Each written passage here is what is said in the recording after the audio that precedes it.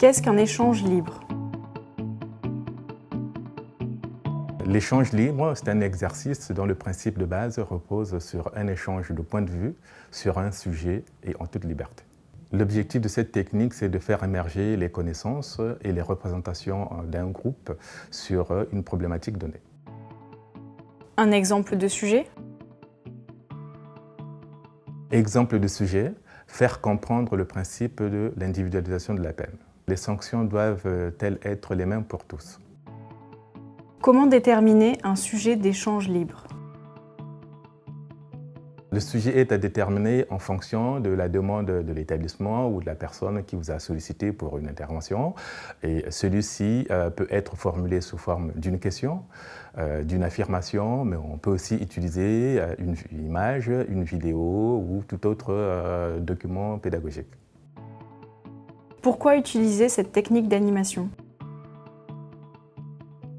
L'échange libre permet de confronter des opinions, des connaissances, des représentations dans le but de trouver une solution concertée.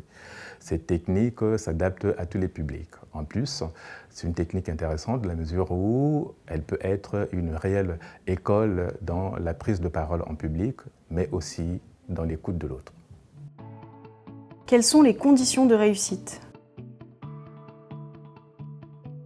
L'échange libre nécessite une discipline dans la gestion des temps de parole et dans la gestion des échanges entre les enfants.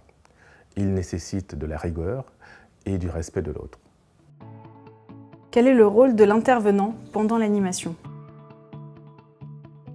L'intervenant est garant de la gestion du temps et de la prise de parole par les enfants. Il doit montrer une certaine autorité pour faire respecter des règles de discipline. Et il doit aussi s'assurer que les échanges entre les enfants ne dégénèrent pas, donc restent respectueux et courtois. Comment conclure un échange libre? Dans la conclusion, il s'agit pour l'intervenant de faire le bilan de la discussion, de reformuler les points les plus importants qui ont été échangés par les enfants et de terminer par le message pédagogique de votre intervention. Un dernier conseil? Comme dernier conseil à vous donner, sachez que maîtriser un sujet ne veut pas dire être omniscient.